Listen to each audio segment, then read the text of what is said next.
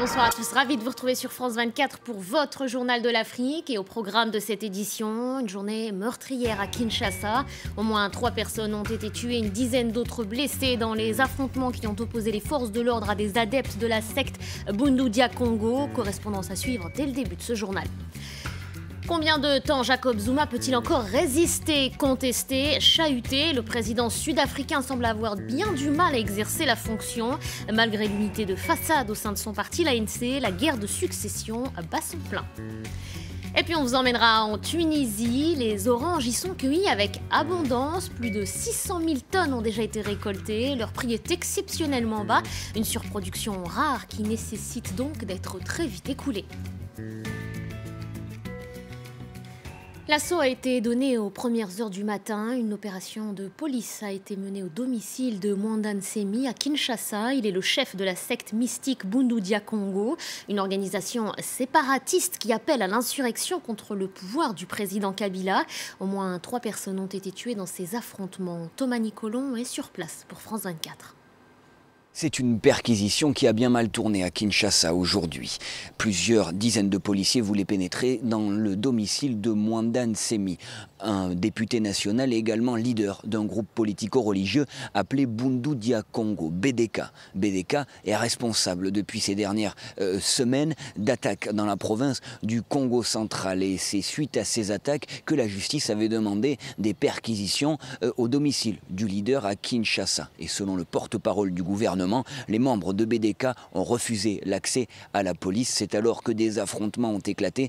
Et à notre arrivée sur place, nous avons pu constater une dizaine de blessés, mais également 3 corps inanimés dissimulés sous des draps. Difficile de savoir exactement dans quelles circonstances ces gens ont perdu la vie. Les membres de BDK se disent non armés, mais il est difficile de vérifier cette information. Plusieurs blessés étaient évacués par la Croix-Rouge et la police nationale congolaise n'a toujours pas donné de bilan officiel. Un nouveau bilan a été communiqué aujourd'hui par les autorités maliennes. Au total, 13 personnes ont péri dans les violences du week-end dernier à Ségou, dans le centre du pays. Ces affrontements ont opposé des membres de la communauté Peul à des hommes de l'ethnie Bambara. Si la raison précise de cet embrasement reste encore floue, les conflits liés à la terre sont malheureusement fréquents dans la région. Les explications d'Anthony Fouchard. Les relations entre communautés Peul et Bambara ont toujours été conflictuelles. Les premiers sont traditionnellement des éleveurs qui revendiquent des pâturages pour leurs troupeaux. Alors que les seconds sont des agriculteurs, ils défendent leurs terres. Et à chaque période de transhumance, les conflits reprennent car les agriculteurs Bambara accusent les éleveurs Peul de détruire leur culture en laissant les animaux s'y nourrir. C'est donc une question quasi ancestrale d'accès aux ressources. Mais ici au Mali, une nouvelle problématique vient s'ajouter car les communautés Peul sont régulièrement accusées de complicité avec les djihadistes, notamment depuis l'émergence du Front de libération du Massina. C'est une katiba dominante Peul associée au groupe djihadiste Ansar Eddine. L'armée malienne, elle, est accusée régulièrement également d'exactions contre ces communautés Peul ou bien de laisser faire lorsqu'il y a des affrontements entre Bambara et Peul. Des allégations qui sont catégoriquement démenties par le ministère de la Défense.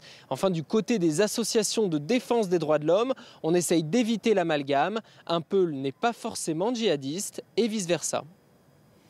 Le soulagement en Côte d'Ivoire, les 6 journalistes incarcérés pendant plus de 48 heures ont été libérés. Ils restent néanmoins inculpés. Une information judiciaire pour propagation de fausses nouvelles susceptibles d'inciter des soldats à la révolte a été ouverte à leur encontre. Ils travaillent pour Soir Info, l'Inter, Notre Voix et Le Temps. Et ce qui pose problème aux autorités, ce sont les articles publiés par ces médias lors des récentes mutineries. Eux estiment n'avoir fait que leur travail. Écoutez la réaction du directeur de publication du groupe Olympe. Il est le propriétaire de Soir Info et de l'Inter. Il répondait à Anna Sylvestre Trainer et Arnaud Froger. Après 3 jours, j'avoue que je suis heureux. Je suis heureux d'avoir été mis en liberté. Il faut dire que nous avons souvent douté, mais la mobilisation des journalistes ivoiriens a dû jouer beaucoup dans ce qui s'est passé. Encore une fois, nous reconnaissons qu'une prison s'ouvre de l'extérieur. La presse mise à mal au Togo également. Une semaine après la fermeture des chaînes de LCF et City FM, des voix continuent de s'élever pour exiger la réouverture des deux médias. D'après la haute autorité de l'audiovisuel, les deux organes de presse n'étaient pas en règle. Un homme en particulier pourrait être visé par ces mesures. Il s'agit de Pascal Bodjona. Il est le patron de ces deux chaînes. Il est surtout l'ancien directeur du cabinet présidentiel, aujourd'hui tombé en disgrâce. L'avocat des deux médias a porté plainte pour excès de pouvoir. Je vous propose de l'écouter. Nous sommes obligés de conclure à un acharnement parce que nous ne pouvons pas comprendre que l'institution de régulation des médias puisse nous harceler de la sorte, parce que nous avons montré à suffisance que nous avions les papiers qu'il fallait, et à la demande même de cette hack, nous avions encore déposé les dossiers en 2012 et en 2015. Et ces dossiers-là n'ont jamais été étudiés. Finalement, nous concluons à une décision politique parce que sur le plan administratif, il n'y a pas d'argument qui puisse tenir. Voilà pour ces propos recueillis par Emmanuel Sodji. En Afrique du Sud, l'exercice de la fonction présidentielle de plus en plus difficile pour Jacob Zuma. L'opposition est vent debout contre lui. Vous vous en souvenez, de violents affrontements avaient interrompu son allocution au Parlement. Au sein même de l'ANC, les avis sont partagés. Tandis que certains élus préfèrent le voir démissionner, d'autres continuent de croire en l'unité du parti. C'est le reportage de Caroline Dumais et Steven Carstens. Elle prie pour le Congrès national africain, pour son président et pour son unité. Les responsables de la Ligue des femmes de l'ANC sont inquiètes. On ne peut pas rester sur la touche quand on voit que l'ANC est en train d'être détruit. Le temps est venu pour nous les femmes de dire non. Elles sont choquées par la violence qui sévit au Parlement. L'opposition ne veut plus laisser parler le président Zuma. Ses députés sont régulièrement expulsés. Beaucoup d'élus de l'ANC confient en coulisses que pour sauver le parti, Jacob Zuma devrait démissionner avant la fin de son mandat en 2019. Mais devant les caméras de télévision, l'esprit d'équipe est préservé. Et au lendemain de la bagarre parlementaire, Jacob Zuma jouait au golf avec ses troupes. Il soulevait des fonds pour sa fondation privée. Rien a priori ne le déstabilise.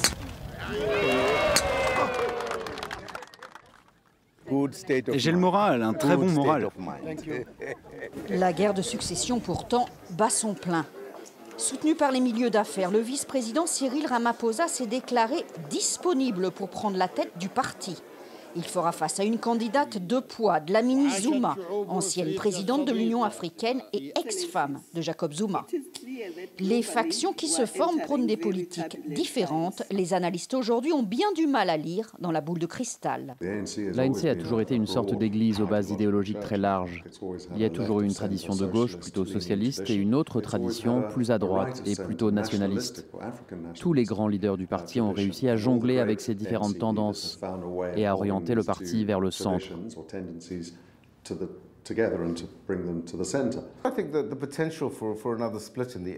Je pense que l'ANC peut encore se diviser. Ça dépendra largement des résultats de la conférence élective nationale qui se tiendra à la fin de l'année. Tout se jouera effectivement quand les délégués de toutes les provinces choisiront leur chef. Pour ou contre Zuma, c'est la base qui décidera.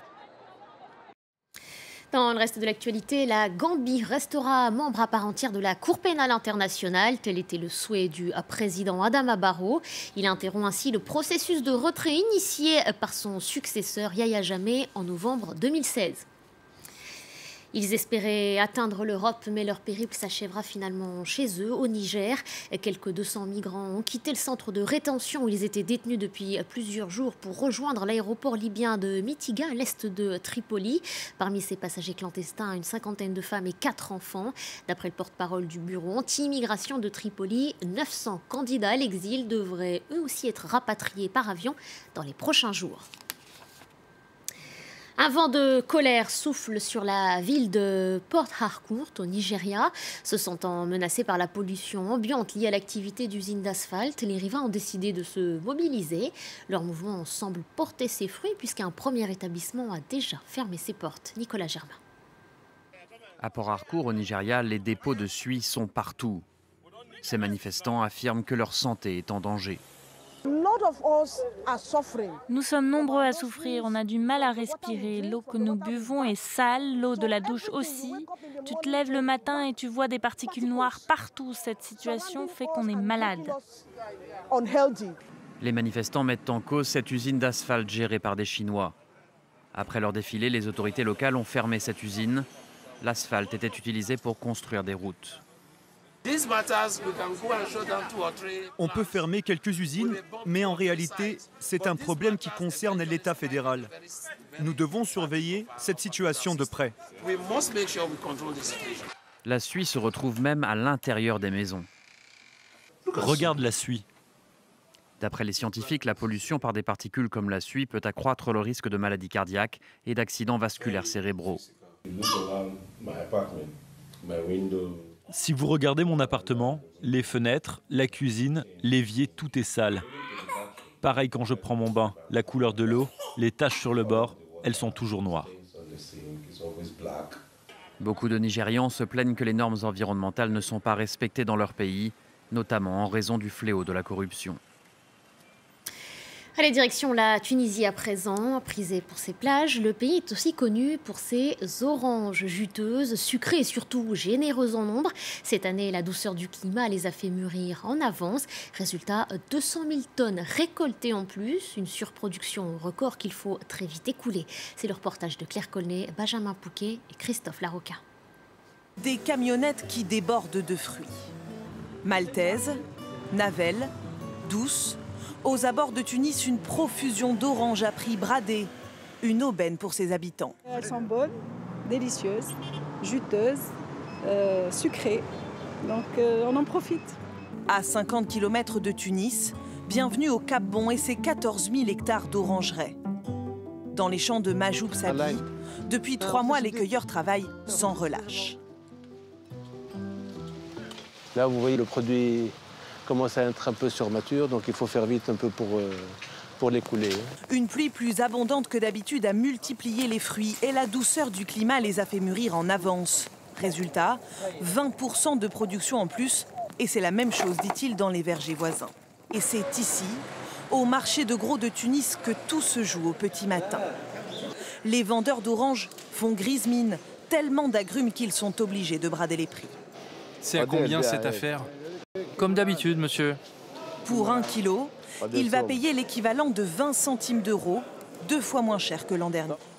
Toutes les oranges ne trouvent pas preneur, c'est même la moitié de la récolte annuelle qui pourrait finir à la poubelle. Alors que faire de ce trop-plein d'agrumes? À Tunis, cette entreprise de pâtisserie pense avoir trouvé la solution, acheter à petit prix des oranges en masse et les transformer pour éviter que les fruits soient détruits. Les cuisiniers ont spécialement conçu des recettes à l'orange. Problème, ils sont parmi les seules usines à transformer les agrumes sur place. Alors pour écouler les stocks, la Tunisie mise sur l'exportation, notamment vers la France. Ce soir-là, le ministre de l'Agriculture est venu en personne jusqu'à Marseille promouvoir les oranges nationales auprès de responsables de la grande distribution.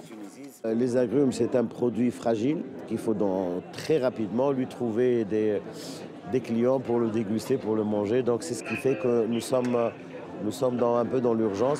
Objectif des autorités, exporter 2 fois plus pour tenter de sauver l'une des dernières filières encore rentables dans une économie tunisienne en crise. Voilà, c'est la fin de ce premier journal de l'Afrique. On se retrouve dans 45 minutes pour une nouvelle édition. D'ici là, vous restez sur France 24 puisque Paris Direct continue et c'est Aude Le Christ qui reprend la main.